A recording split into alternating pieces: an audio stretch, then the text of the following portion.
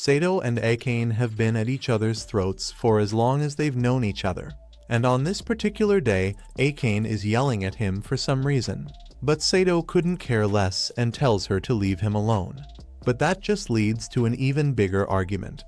One of Akane's friends, Hinamori, comes over and she finds it funny how they are always fighting.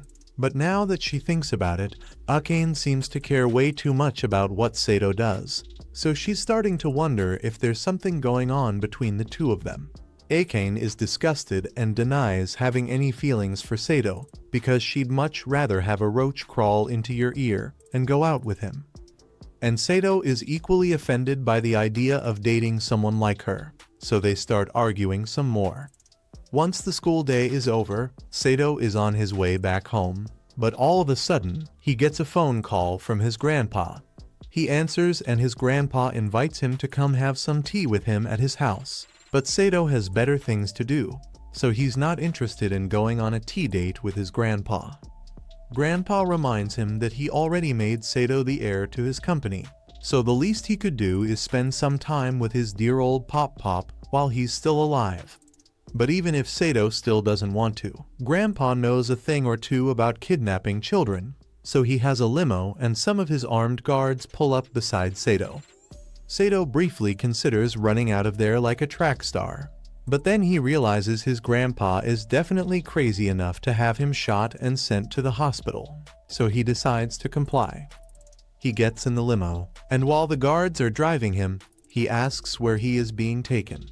The guards are apologetic because they know their boss is being unreasonable, so he tells him that they were instructed to bring Sato to a villa, but they don't know what Sato's grandpa is planning. Sato's grandpa, Tenryu Hojo, once saved the Hojo group from the brink of collapse. And under his leadership, the Hojo group became a global high-tech corporation. So it isn't a stretch to say that he's one of the richest and most powerful people in the world. And it may be hard to believe, but Sato's grandpa cares about his grandson more than anything. But Sato's father, on the other hand, seems to care a lot more about milk. Eventually, they arrive at the house, so Sato sits outside and waits for his grandpa to show up. But while he's waiting, Akane unexpectedly shows up, and the first thing she does is yell at him. She asks Sato what he's doing here, so he explains that his grandpa asked him to come. And as it turns out, Akane's grandma invited her here for tea as well. The situation is strange, and neither of them knows what's going on, but they still can't stand each other, so they end up bickering as usual. Just then, Sato's grandpa and Akane's grandma show up, and they've got something important to tell the two kids, so everyone heads inside. A feast has been prepared because the two grandparents want to celebrate, but Sato has no idea what they are supposedly celebrating here. He also notices that Akane hasn't touched her food at all, so he asks if she's alright. But his concern is met with a roast because Akane says his ugly face made her lose her appetite. The two start arguing again and both grandparents find it very amusing since it reminds them of how they used to act when they were back in high school. Sato is getting sick of this, so he asks them what they want to talk about, and the two respond saying that Sato and Akane are going to get married. Sato and Akane are in disbelief and think they must have misheard their grandparents because there's no way they just told the two of them to get married, especially since they are still in high school. But their grandparents are dead serious about it. Tenryu and Chiyo have known each other since they were kids and were even in love back then, but due to some petty arguments, they ended up drifting apart. Tenryu and Chiyo both ended up marrying other people, but after a lifetime apart, both of their partners are 6 feet under, so the two decided to reconnect. The point is, even though they are happy with their lives now, they can't help but wonder what could have been had they stayed together as a couple when they were kids, and what better way to relive their youth than to drive their grandkids into it and force the two of them to get married. Akane objects to the marriage because marriage is something that's supposed to be done out of love, not because two old people want to watch their grandkids getting frisky. Plus, Sato points out that it's literally illegal to force kids into marriage, and there's nothing Tenryu or Chiyo can do to make them agree to the marriage. Tenryu had expected that response, which is why he came prepared with some legal blackmail. He signals for the door to be opened and gives Sato an ultimatum. Either he marries Akane or the dog dies. Sato doesn't really care because that's not his dog. But then Tenryu threatens to write Sato out of his will and renounce him as his heir. That's something Sato doesn't care about, so he's starting to think that marrying Akane might not be so bad. But Akane is still strictly opposed because if she's going to get married, and she only wants to do it with someone she loves. Just then, Chiyo calls Akane over, and whatever she said must have been a serious threat because it sends shivers down Akane's spine. Now that all the blackmail has been laid out, Tenryu says he is giving the two of them 3 days to decide whether they'll get married to each other or not. Once their grandparents are gone, Akane asks Sato what they are going to do, but neither of them has made a decision. But he needs to have all the details first, so he asks Akane what threat her grandma made so he knows how bad her situation is. Akane gets defensive and refuses to tell him since it's a private matter. Later that night, Akane is laying in bed and thinking about how she has never managed to outperform Sato. And what pisses her off even more is the fact that he always beats her without even trying. She decides to call Himari to ask for advice on what she should do. And after explaining the situation of being forced to marry someone she doesn't like, hypothetically of course, Himari is surprised that stuff like that still happens. Akane asks what Himari would do if she were in the same situation. So Himari tells her that she would have to refuse since she has someone she already likes, and she would never marry someone else. Akane is surprised to hear that Himari has a crush since she has never mentioned him before, but that's just because Akane never asked. Akane asks for the details, but Himari doesn't want to tell her the guy's name for now since she still hasn't confessed to him yet, although she doesn't admit that it's someone from their class. They talk about Himari's love life enough for one night, so Himari changes the subject and asks Akane if she is in love with anyone. Akane has never had time to fall in love with someone before and right now, and the only emotion Akane is feeling is a burning hatred for a certain someone. Since Akane doesn't have a crush or anything, Himari thinks it would be fine if she just got married like her grandparents want. After all, assuming this hypothetical guy isn't a serial killer, they could just live together in split rent and bills, so it would be a great way for Akane to save on living expenses. Although she'd probably need to give birth to an heir at some point, and Akane doesn't think she could handle that. Meanwhile, back at his house, Sato is having a panic attack because he already has a hard enough time dealing with Akane at school. But if they end up married, then he will never be able to escape her constant nagging. Sato's cousin, Shize, can tell that something is bothering him, so she asks him what's wrong and Sato explains that their grandpa is threatening to disown him if he doesn't agree to his demands. That definitely sounds like something their grandpa would do, so Shize asks Sato what he plans to do. She's perfectly fine with him giving up his rights to the company if that's what he wants, because even if he ends up becoming a hobo, she will still love him the same. However, she knows that Sato has big dreams, and if he is going to accomplish those, then he will need access to the Hojo Group's resources. Regardless of what he chooses to do, Shize promises that she will be by his side to help him every step of the way, and Sato is really glad to have her with him. 3 days go by and both Sato and Akane meet with their grandparents because they have made their decisions and are going to get married. Since that has been settled, Sato says he and Akane will file the paperwork for their marriage once they've graduated. But that's not good enough for their grandparents because they expect Sato and Akane to be in their life as a married couple immediately. They've even got a brand new house lined up for them, so they drop them off there and drive off. Akane starts freaking out because she can't just suddenly start living with Sato.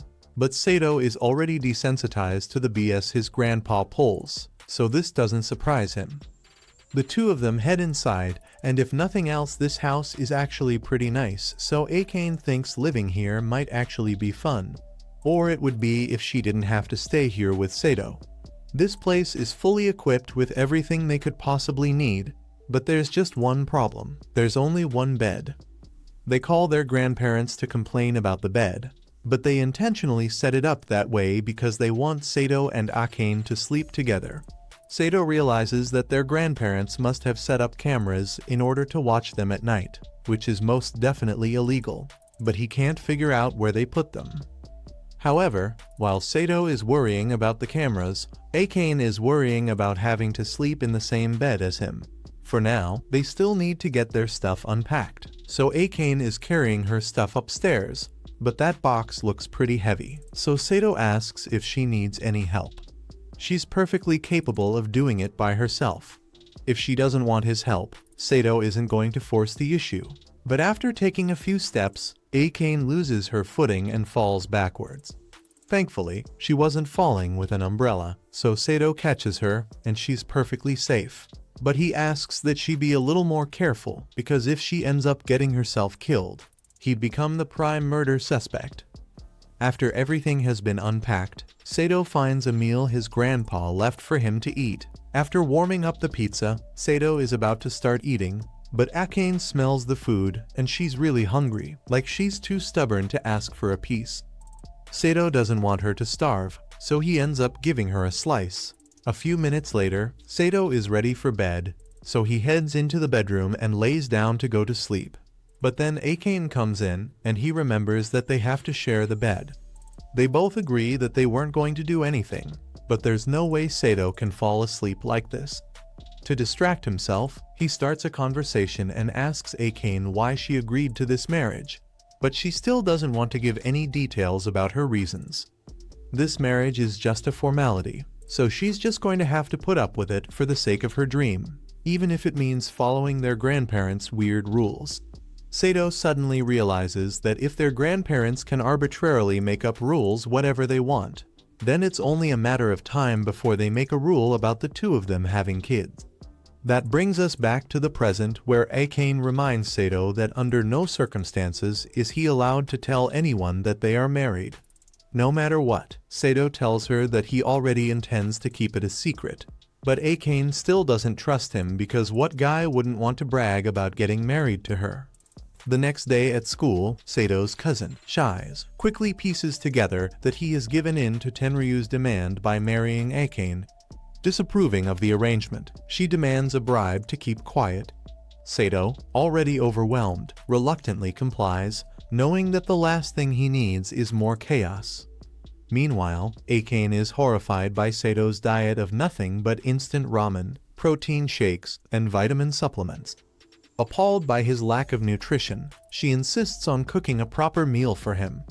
However, the taste of real food stirs up painful memories his parents neglect, where meals were an afterthought, and the extravagant business dinners hosted by Tenryu. Overwhelmed by emotions he thought he had buried, Sato pushes the plate away, leading to yet another argument. Their fights escalate over the most trivial things: how to cook, how to clean, how to study, even how to game. Every conversation turns into a battle of wills, leaving both exhausted and frustrated.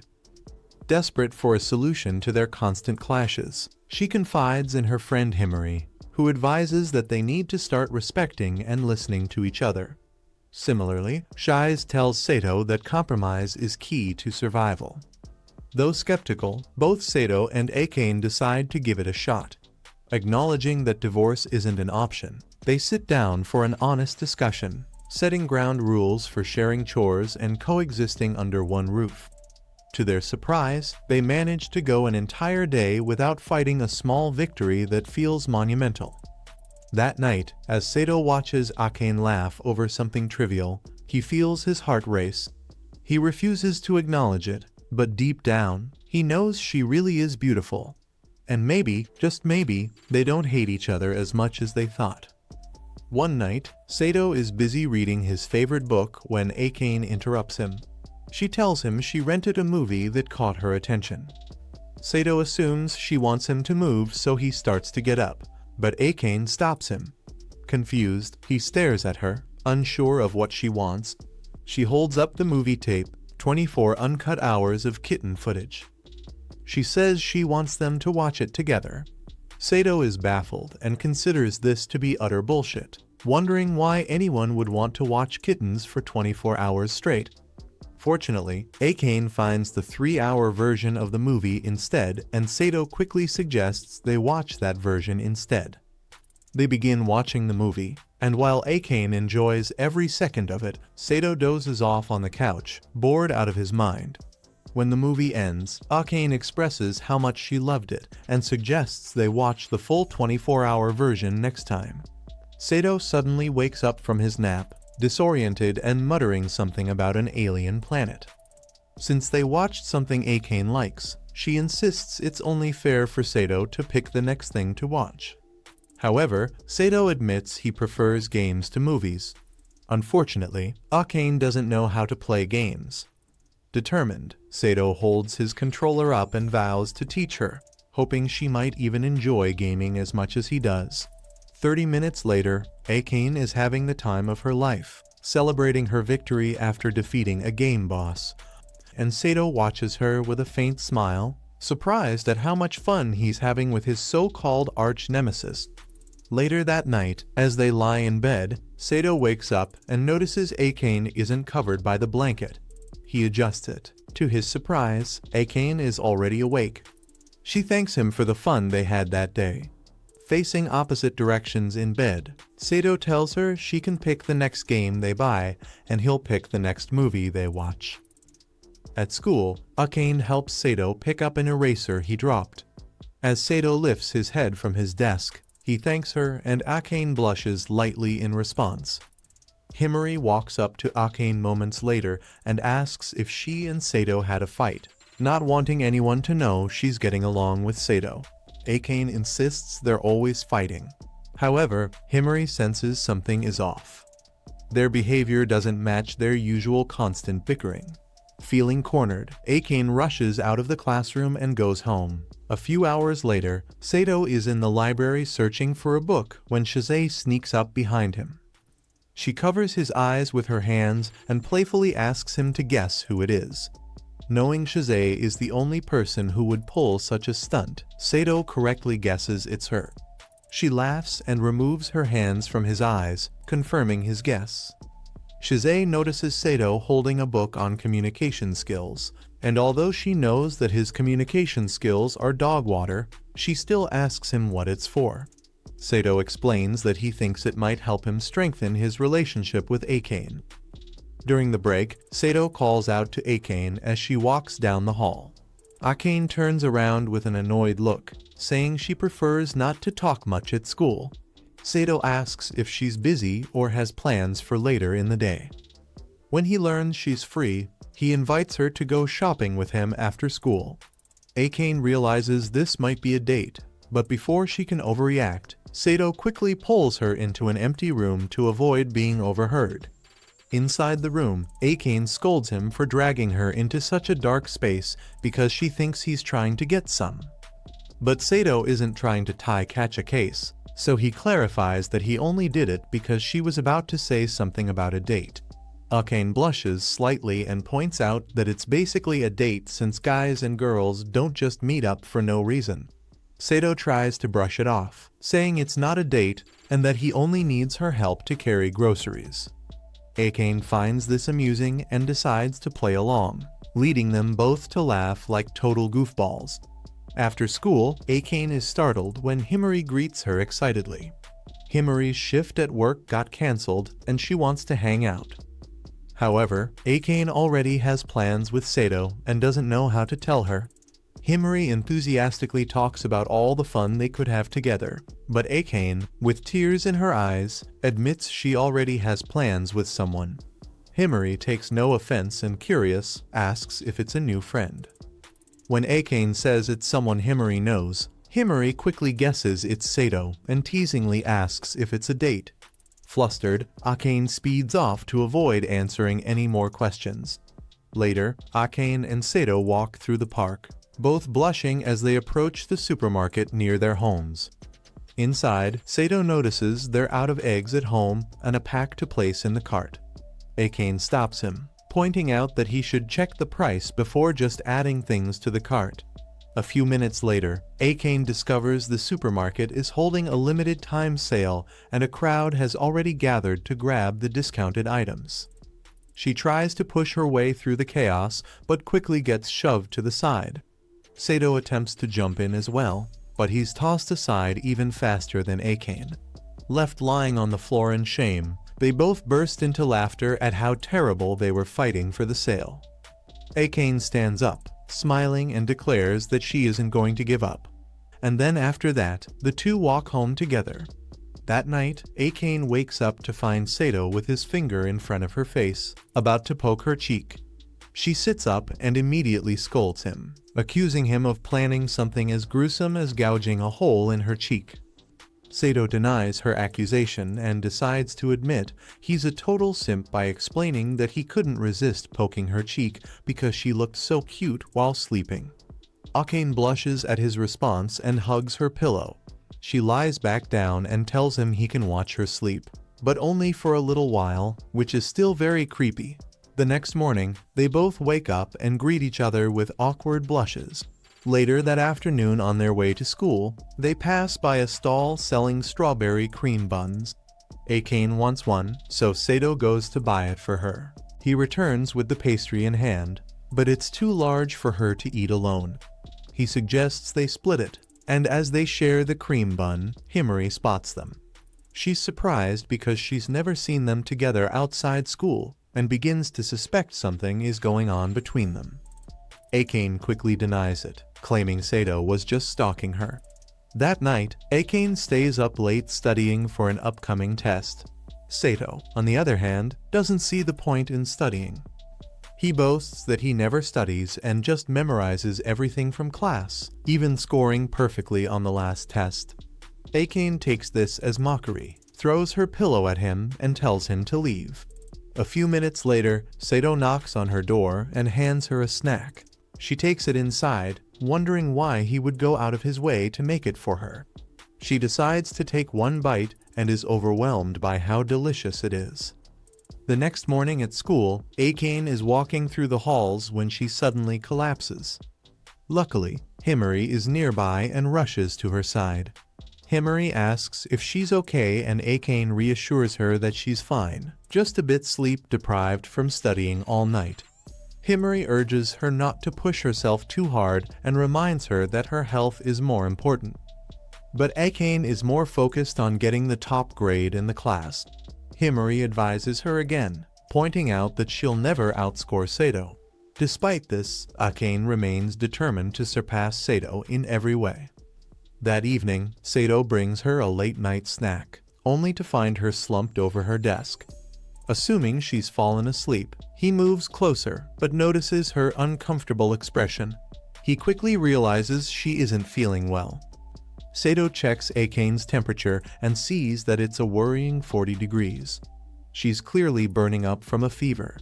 As he tends to her, Akane mumbles weakly, talking about how much she needs to study if she ever wants to achieve her dream of becoming a doctor. She explains that her ultimate goal is to help people live long, healthy lives, and to be someone who can step in whenever someone is in need. Akane's voice turns quieter as she shares how her parents can't afford to send her to medical school.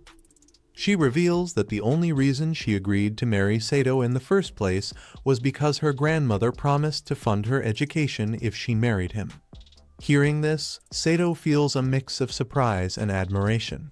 He never knew about this deeply personal dream of hers. A few minutes later, Sato checks her temperature again. This time it's climbed to 42 degrees. Alarmed, he decides it's time to call an ambulance, but Akane insists there's no need for that and tells him to just go to bed. He tries calling an ambulance anyway, but can't get through. Seeing no other option, he picks her up in his arms and tells her he won't just stand by while she's suffering. As he carries her outside, Akane looks at him with surprise. She never thought he had the strength to lift her so easily. She jokes about him being stronger than she thought he was. That aside, Sato decides to use this precious moment to bring up the dream she mentioned earlier. At first, she assumes he's about to roast her about it, but instead he tells her that he believes in her. He's confident she'll achieve her dream because she's someone who never gives up no matter how hard things get. The scene shifts to the following morning. Akane wakes Sato up by leaning over him with a playful smirk and a mock death threat. She quickly laughs it off, saying he should be grateful she woke him up in time for school. It turns out Akane only had a bad cold that day, and a week later, everything has returned to normal. At school, Sato's day starts with Himari approaching him to congratulate him on his perfect test score. Not long after, Akane walks up to him with a deadly serious look in her eyes. She reminds him that he has a wife and warns him not to get too close to other girls. Before class, Akane gives Sato the lunchbox she made for him, upset that he forgot it, thinking he dislikes her cooking. Sato reassures her he loves it, insisting it was an accident. At lunchtime, just as Sato is about to eat, his little sister, Shize, demands his entire lunch despite already eating 3 bowls of rice. The class, charmed by Shize, pressures Sato into sharing, so he lets her sit in his lap for a bite. Suddenly, Himari notices Sato and Akane's lunches are identical, teasing that they must be dating. Their overly quick denial sparks suspicion, but before Sato can explain, Shize devours his entire bento. With the evidence gone, the class loses interest, and Shize pretends it was all part of her plan, though she really just wanted the food. Later, in the hallway, Himari corners Sato about the lunch. He effortlessly lies, saying they coincidentally used the same ingredients. She then bluntly asks if he and Akane are dating. Sato denies it, and Himari, satisfied, apologizes for the odd question and leaves. That night, Akane is on edge, hearing noises. She turns to see a terrifying figure and screams, startling Sato. She claims to have seen a ghost, but Sato finds nothing. Too scared to sleep, she begs him to stay awake. Later, she hears more ghostly sounds and runs to Sato's study. But with no proof, he dismisses her fears. When Sato goes to the bathroom, Akane pleads to go with him, which he refuses. Then, she insists he sit outside while she bathes, too scared to be alone. The next day, Shize, loving pranks, decides to tease Akane by loudly declaring she's married to Sato. Before she can finish, Sato and Akane silence and abduct her, dragging her to an empty classroom. Furious, Akane reminds Sato she told him not to tell anyone about their marriage. In Sato's defense, he never actually told Shize about his marriage, she just figured it out, which makes sense since she's his little sister. Moving on, she brings up the ghost in Akane's house and dramatically claims it's real, warning that it will lower Akane's test scores if left unchecked. Sato knows Shize is just messing with Akane, but Akane fully believes her and begs her to exorcise the ghost. At their house, Shize insists she needs to go through all their belongings. She searches Sato's study, convinced he has naughty magazines, but instead, she finds a pair of his underwear. When she wants to check Akane's room next, Akane refuses after seeing what Shize did with Sato's underwear. They move to the bedroom, where Akane saw the ghost, and Shize finally confesses she was the ghost all along. She had keys from their grandpa and snuck in. With the mystery solved, she declares she's hungry and demands dinner. Akane refuses at first, but after some strategic flattery, she ends up making Shize a lavish meal. During dinner, Sato casually picks food off Shize's cheek, making Akane notice how unusually close they are. Later that night, Akane checks on Shize, relieved to find her still playing games. She takes the opportunity to talk privately with Sato, first bringing up the cat game he played with Shize. She's frustrated because she would have played it with him if she'd known he wanted to. Sato is confused, but Akane just gets embarrassed and calls him dumb. Then, she brings up how much he pampers Shize. Sato sees nothing wrong with it after all, they're blood-related, only for Shize to pop out from under the covers. She announces she'll sleep in their bed as usual, leaving Akane in disbelief. Akane insists she only sleeps with Sato because their grandparents forced her, but Shize assumes she just wants alone time with him and offers to sleep on the floor. Not wanting any misunderstandings, Akane says they should all sleep together. Later, Shize turns to Akane and tells her she needs to be more direct about her feelings for Sato. Akane tries to act oblivious, but Shize easily sees through her jealousy over Sato pampering her. While Sato is too dense to notice, Shize reassures Akane that she's glad Sato has someone like her around, as she once worried he might end up alone. When Akane presses for clarification, Shize simply goes to sleep. Later, Akane meets Himari at a cafe, where Himari bluntly asks if she likes Sato. Caught off guard, Akane frantically denies it but questions why Himari is asking. Himari admits she has a crush on Sato, admiring his looks, preparedness, and reliability like the time he calmly handled a teammate's heat stroke while everyone else panicked. Akane concedes that Sato is dependable, but doesn't understand what Himari sees in him. Himari hopes Akane can help her get closer to Sato, requesting information about his interests. Akane realizes she doesn't actually know much about him. That evening, Sato catches Akane trailing him with a notepad. She refuses to explain, even as she holds a camera up to his face during dinner. When she suddenly asks about his type, Sato, surprised, says he doesn't have one.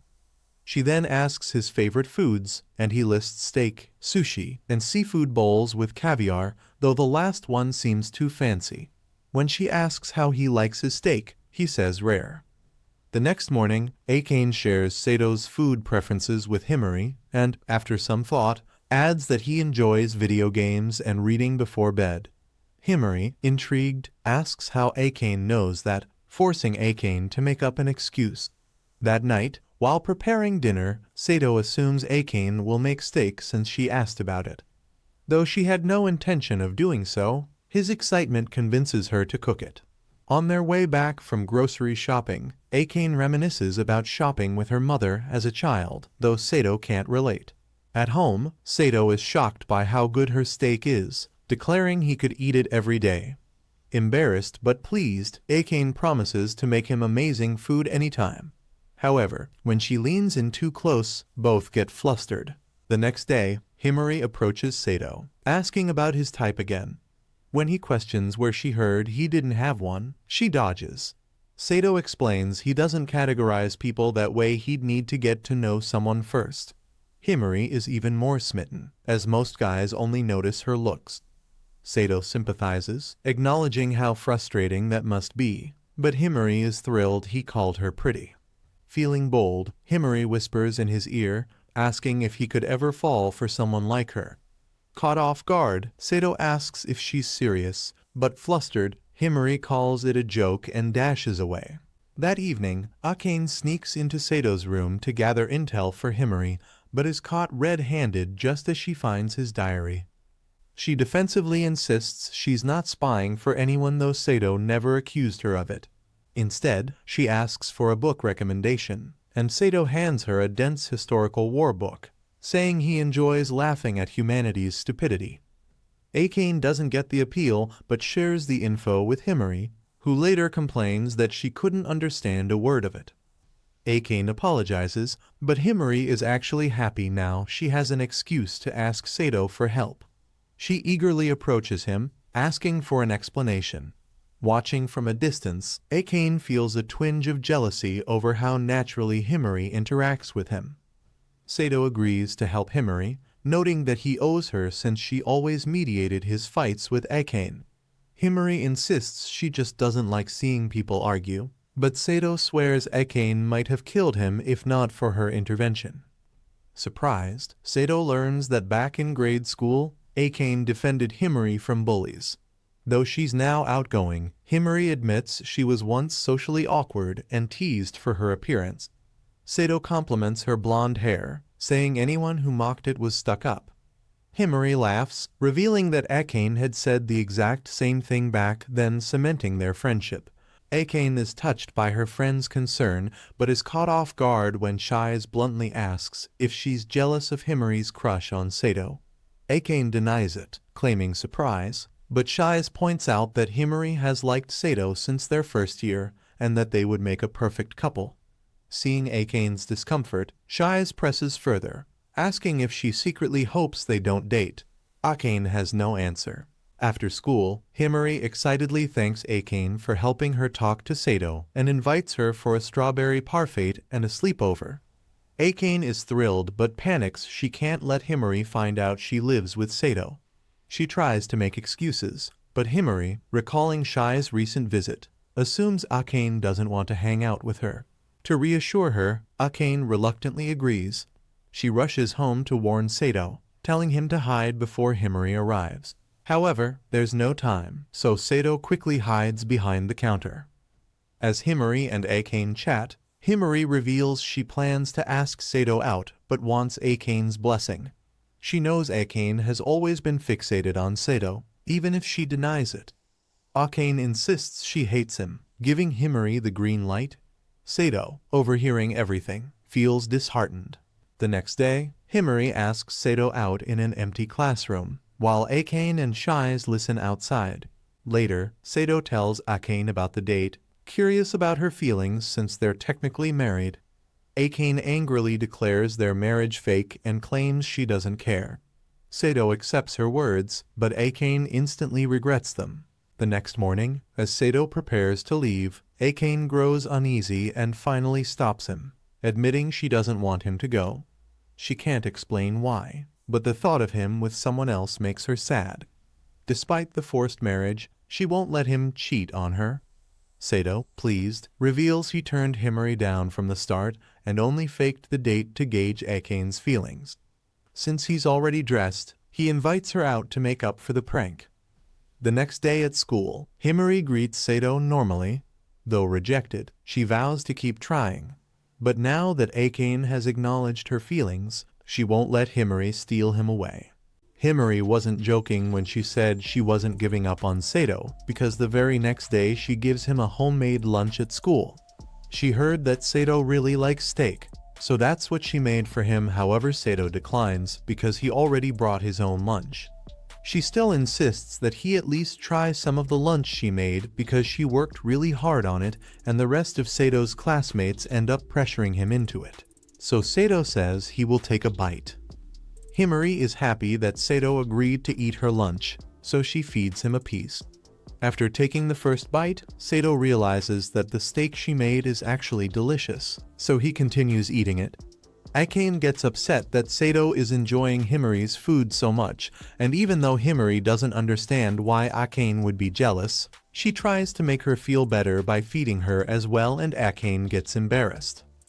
Later on in the day, Himari approaches Sato again and tells him she has been having a hard time with math class recently, so she was hoping he would tutor her. Sato doesn't see a reason, so he agrees to help her study. But then Himari suggests that the two of them can study at her place and her parents won't be home, so it will just be the two of them. Sato tells her to quit joking around since that sounds a lot like a date to him. But that's exactly what Himari was going for after all. She made it very clear that she was going to keep flirting with Sato until he falls in love with her. However, Akane won't stand for this. She could let Himari feeding Sato slide. But there's no way she's letting Sato spend that much alone time at Himari's place. Akane is now even more against letting Himari have alone time with Sato, so as a compromise, Himari suggests that Akane joins the tutoring session as well. After all, if the two smartest people in class tutor her, then she might be able to get third place on the next exam. Shizu suddenly materializes after hearing someone threaten her spot on the class rankings. And since Shizu is the third smartest person in class, Himari suggests that all four of them should have a study session together, and they might as well have it at Akane's house, since there's a lot of them now. Akane once again erases all evidence that Sato lies in the house as well, and once they all get seated, Sato asks Himari what part of the math course she doesn't understand, but Himari says she doesn't understand any of it. Sato rephrases the question and asks her when she first started struggling to understand math class, but it's all been kind of fuzzy for her ever since they started adding letters in math. Akane points out that Himari's grades first started dropping during their first year of high school, and since Sato finally knows where to start, he begins tutoring her, and after a few minutes, Himari is able to solve the math problems on her own. Himari tells Sato he is really good at teaching and asks him to continue, but she gets really close to his face. So Sato tells her to back away because it's embarrassing to be this close, and it's making Akane really mad. The next moment, Shizy clings onto Sato and says she is bored, so Sato suggests they all take a break and play a game or something.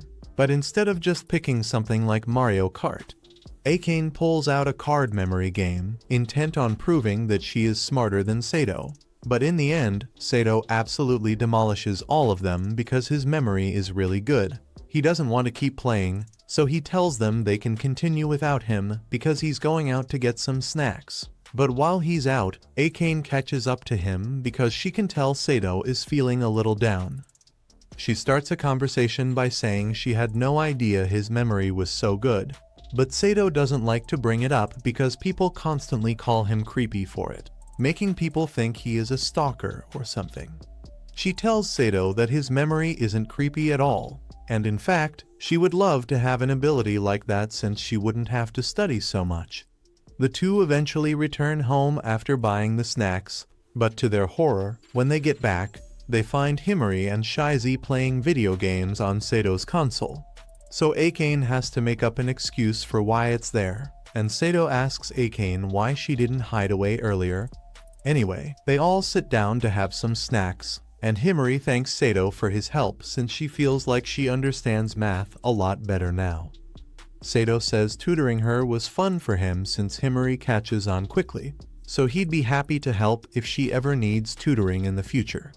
Himari is happy to hear that because she was actually hoping she could have another study session with him, and maybe next time they could do it at his house instead. Sato chokes up at this a little since this is technically his house, so he tells her she can't come over. Himari thinks it's cute how flustered Sato is, so she tries getting closer to him, but in the process, she accidentally knocks over her cup of tea and stains her shirt. Sato instinctively runs over to the drawers to get a towel for Himari to dry her shirt, and Himari is grateful, but she asks how Sato knew where the towels were. Sato tries explaining it away by saying he just guessed, and Himari doesn't question it since Sato is really smart.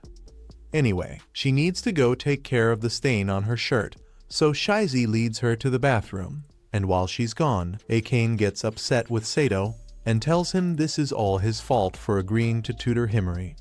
Sato says there's nothing wrong with helping a friend study, but Akane is jealous because Sato has never offered to help her study before. However, that's straight up false because Sato clearly remembers trying to help Akane study once and she yelled at him for it. Akane says she only did that because she was too ashamed to accept help from her arch nemesis. Just then, the lights in the house go out and Akane is deathly scared of the dark, so she clings onto Sato. He tells her it's just a power outage, so he wants to go check the breaker box, but Akane doesn't want to be left alone. She suddenly apologizes for being so stubborn all the time, but Sato tells her she's fine the way she is. Sure, she can be a bit annoying at times and has trouble expressing herself, but overall, he is starting to understand that she doesn't mean any harm by it, so he doesn't mind if she acts a little selfish on occasion. Just then, the lights come back on and Himari and Shizu come back into the living room, but Himari spots Akane holding on to Sato, and she thinks it's nice that the two of them are getting along. The next day, Sato is talking to Shizu at school because he couldn't figure out what caused the power outage yesterday. So he asks her if she had anything to do with it, but Shizu's hands are clean. Just then, Himari comes up to Sato and asks him if he can tutor her again today, and Sato agrees, so Himari invites Akane as well. However, Akane says she doesn't want to join this time because she has nothing to learn from someone like Sato. But after Himari leaves, she goes up to Sato and asks him to please help her study when they get home. That night, Sato teaches Akane a good method to memorize things, and it works really well for her, so she thanks him for sharing his study methods. But this isn't really Sato's method in the first place. He has never had to study, but he came up with a couple study methods as an experiment and tried them out with different people to see how it would work. Although Akane is the first one to memorize things so easily with it, so it must be because she's naturally smart.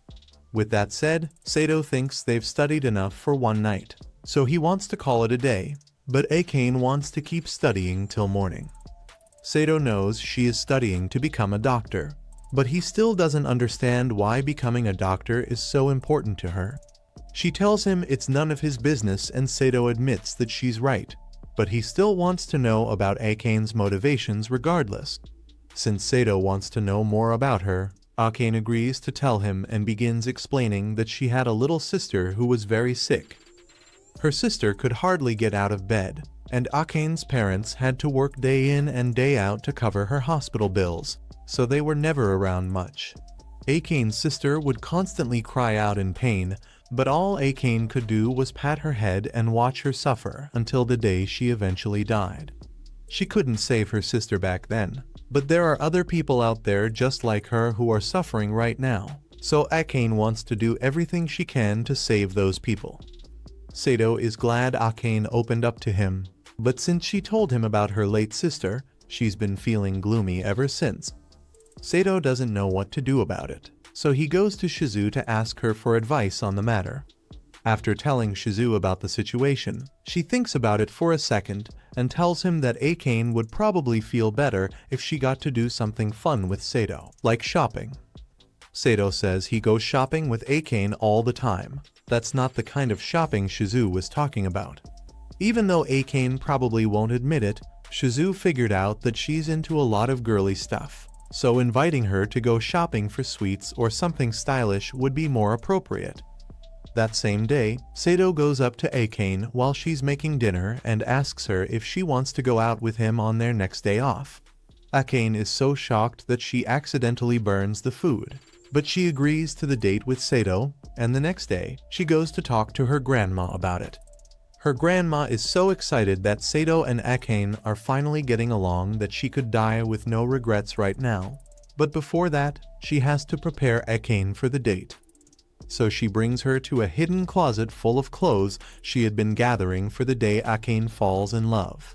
But Akane denies being in love with Sato. The day of the date finally arrives, and when Sato sees Akane, he is stunned for a moment because she looks really lovely in that dress. They head out into town and Sato suggests that they go to a cat cafe first since he knows how much Akane loves kitties, but Akane immediately says they can't go there. She's come here before, and let's just say she went a little overboard, so she's banned from that cafe for life, but she still really wants to go in. Sato takes Akane to a karaoke room. Akane picks out a song for them to sing, and they actually have a lot of fun singing together, and afterwards, Sato takes her to a lemonade store that he thinks she'll like. Akane gets a strawberry lemonade and Sato was right because she really does love it. She has had a lot of fun today, but she's curious why Sato asked her out in the first place since he always does things for a reason. Sato admits that he was trying to make her feel better because he made her remember some painful memories, and Akane is surprised since that was awfully considerate of him. In return, she says Sato can pick a place he wants to go to next, and she'll tag along with him. But she soon regrets those words because Sato takes her to a supplement store. As soon as they walk in, a big buff dude offers Sato a platter of supplements, and he immediately starts scarfing down as many as he can, and he looks like he's really enjoying himself. He and Akane start walking home, but along the way, Akane spots a ring that she really likes in one of the shops. Sato tells her she should get it for herself if she really likes it that much, and Akane wants to, but it's too expensive for her to afford. Sato takes a look at the price, and it really is expensive. But Akane says she'll just have to wait until she starts working, and can afford to buy it for herself. Although by then someone else would probably have bought the ring. They continue walking home, and Akane thanks Sato for asking her out today because she really does feel a lot better. Akane's cheerful mood quickly fades, and by the next day, she's back to complaining about every little thing.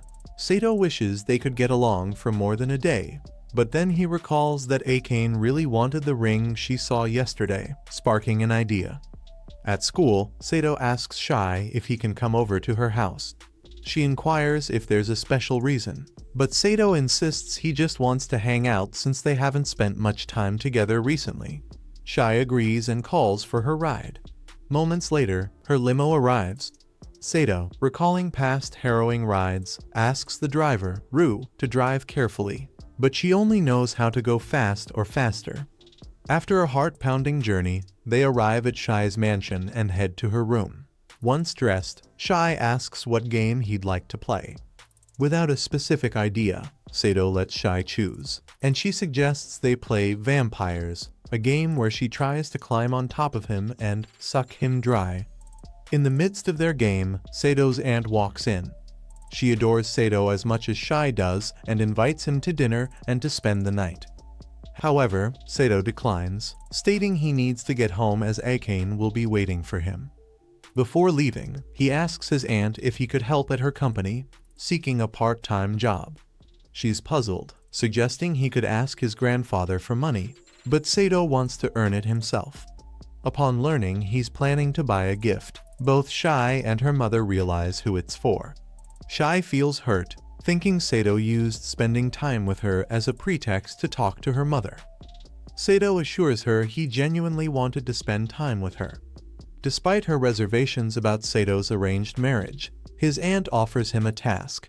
The localization department needs help translating software written in an obscure language. Confidently, Sato claims he can master it in one night. That evening, Sato immerses himself in learning the language, rapidly flipping through pages to memorize the code. Akane bursts in, surprised to see him studying. Sato explains he's learning a language and, after a few more minutes, declares he's done and just needs a good night's sleep to retain the information. Akane, impressed, wishes she had Sato's brain. When she asks why he's learning a new language, Sato deflects, saying it's none of her business. The next day, Sato leaves school with Shai and heads to her house to begin working. Sato asks if she's upset about him wanting to buy a present for Akane. Shai clarifies that she understands the gift is to improve his relationship with Akane, but she feels lonely since they haven't spent much time together since his marriage. Sato apologizes, and Shai requests that he stay with her until she falls asleep. Later that night, Sato returns home to find Akane waiting. She asks where he's been, and he replies it's none of her business, heading to bed.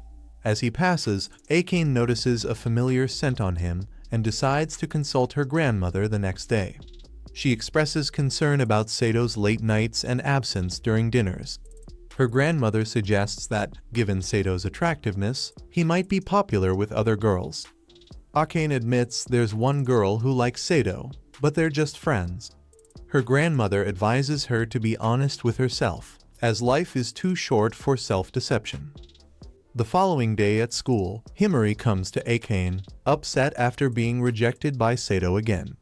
Akane comforts her, but when Shai walks by, Akane notices she has the same scent she detected on Sato the previous night.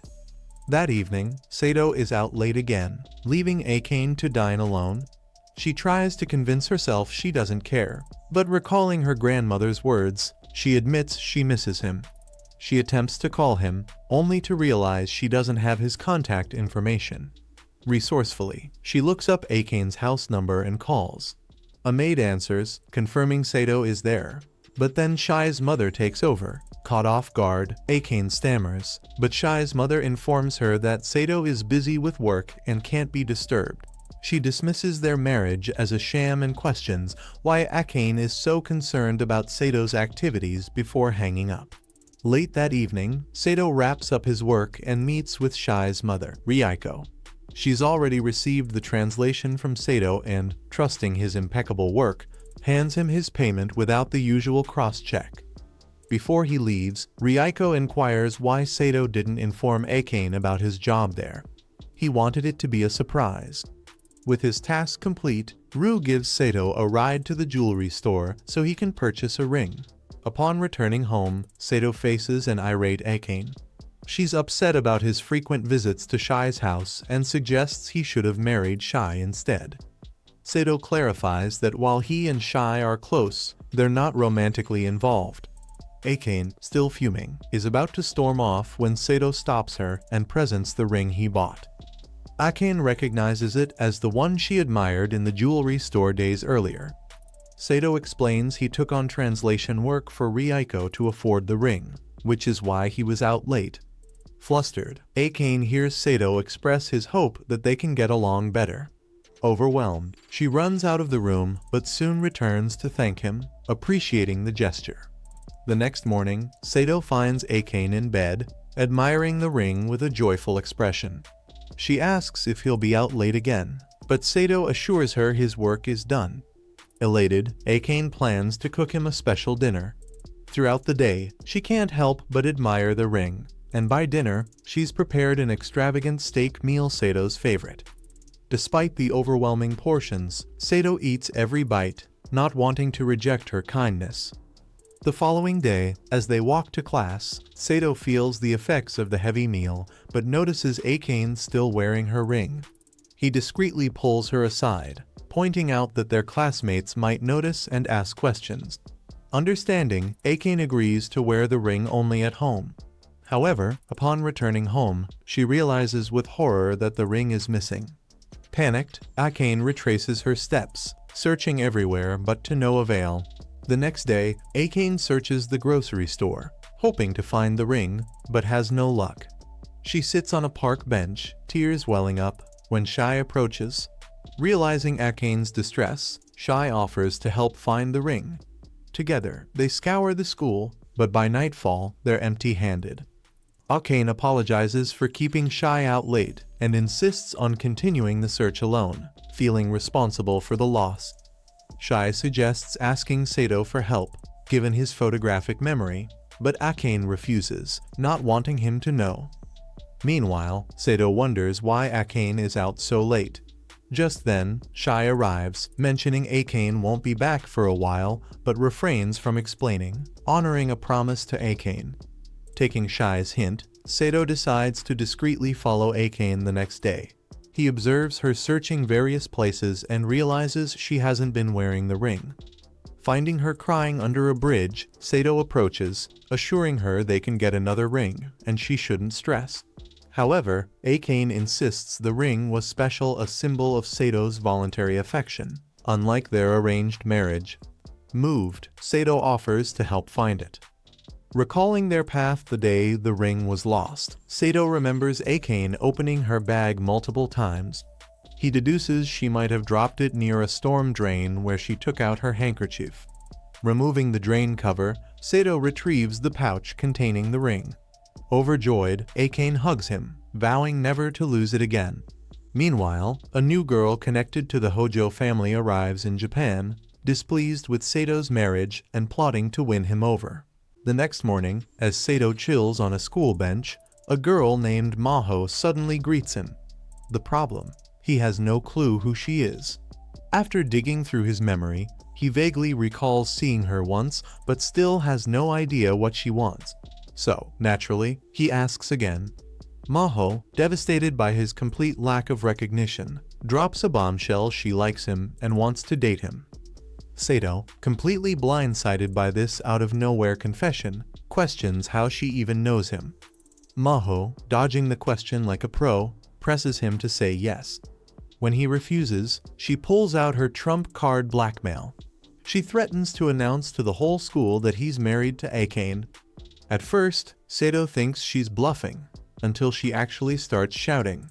In a panic, he covers her mouth, which she shamelessly tries to turn into an impromptu kiss. Luckily, Shai swoops in like a guardian angel, kicking Maho away and vowing to protect Sato. Too bad she forgets to protect herself because Maho, immediately smitten by her cuteness, turns her attention to Shai instead. She even asks Sato if she can keep her. Obviously, he refuses, but Maho attempts to kidnap Shai anyway until the school bell rings, forcing her to retreat. After school, Sato thinks he's finally free. But nope, Maho pops up again, and this time, the entire class turns on him for attracting yet another cute girl. Forced to flee with her, he finally asks the big question: why him? Maho claims it was love at first sight, but Sato isn't buying it. He knows he's not that handsome.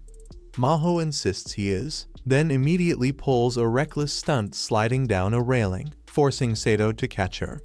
She brushes off his concern, saying life's too short to play it safe.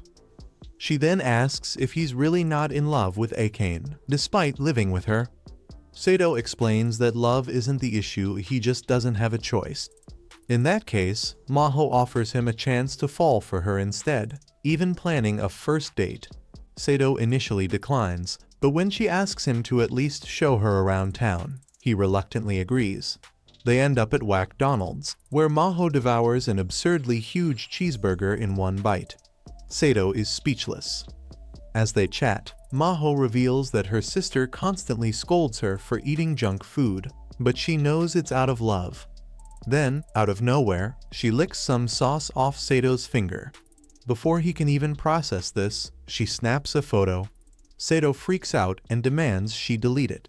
She refuses and bolts, but after a short chase, she gives in. Surprisingly, Sato still sticks around. Maho, touched, assumes he and Akane must fight a lot since he seems like a chill guy, while Akane is not. She bluntly asks why he doesn't just break up with her, but Sato says that's not an option. Later that evening, Sato wraps up the tour, expecting to finally head home alone, except Maho has other plans. She wants to spend the night at his place. Sato refuses, so she pulls out the blackmail card again. With no way out, he begrudgingly brings her home. Akane opens the door, ready to scold Sato until she sees Maho clinging to him. Plot twist: Maho is actually Akane's little sister. Sato is shook. Akane is surprised she didn't mention it earlier, but Maho just wanted to make it fun. The reunion gets weird fast when Maho starts inspecting Sato and Akane's married life. She beelines for the bedroom, sees the double bed, and immediately jumps to conclusions. Akane quickly reassures her that nothing has ever happened. Maho is relieved but still decides to stay over, just to make sure nothing happens. To celebrate, Akane offers to make porridge, but Maho has trauma Akane used to force feed her porridge whenever she got sick. Meanwhile, as Akane rummages through the fridge, she finds Shai, nearly frozen solid. Once rescued, Shai jokingly asks for mouth-to-mouth, but since she can still talk, Sato declines. Maho, however, volunteers, causing Shai to immediately dive back into the fridge. Maho then challenges Shai to a little sister duel to prove she's the better sister-in-law. Her strategy? Giving Sato the step-bro experience. He gives it a 0. Shai, on the other hand, dramatically collapses, triggering all of Sato's big bro instincts. She wins. Later, Maho pitches an idea to Akane. What if she marries Sato instead? The whole arranged marriage thing was their grandparents' idea anyway, so why not swap sisters? She even brags about how well she and Sato already click, backing it up with the photo she took earlier. Akane isn't thrilled but doesn't know how to respond. Later, Sato collapses into bed. Akane notices his drained expression. She gets it, Maho is a lot. But deep down, Akane is just happy to see her sister full of life, especially since she was sickly as a child. Just as Sato is about to pass out, Akane hits him with a curvy ball. Does he want to break up with her? Sato immediately sits up, shocked. Where did that come from? Akane hesitates, unsure how to answer.